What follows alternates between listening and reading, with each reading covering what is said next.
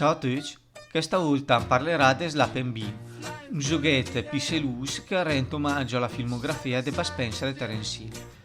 L'idea di sviluppatore di questo picaforte score è quella di usare fai su dei fan per i fan.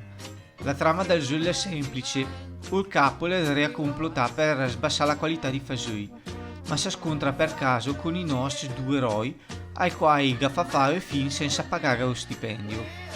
Bud Spencer e Terence Hill allora i piccherato e cibui del capo in che sarà i variamente su legati al film fino a far saltare i piani del capo e salvare la bella sceta.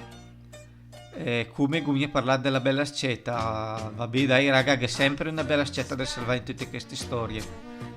Conta su questo della trama bisogna che va conto su il mio parere da appassionato di film e da videogiocatore. Allora, l'idea è bella, ma prima di tutto la qualità del gioco la cala per se va in ante negli liei. Il primo liei le fai su di Dio e al somea sta detta in di videogioco western da sala bar di anni 90.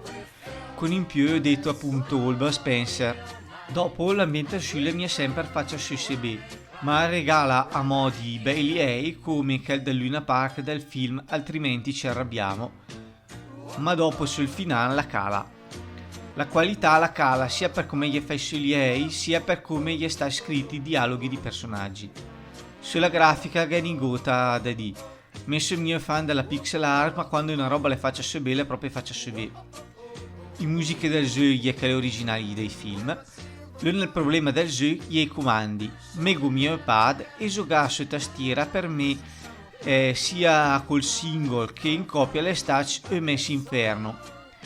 I mosse che sapederà fare gli stati sapade di coreografie di cinema, ma con la tastiera è quasi impossibile da fare. L'ultima pecca del gioco è doma la sfida a birra luganica, che però è mia proprio una pecca, nel senso che se ti fai questo livello è un single player che debat o il computer o tandemia in ante. Se invece te siete multiplayer, chi se ne frega del che succede. E dici sì perché per me Vance questo lì è contro il computer è stata l'unica grande sfida del gioco. In conclusione, se recuperi pad e un amici, questo gioco va poter dare il pomeriggio di soddisfazione, per cui Bergen Boy approva.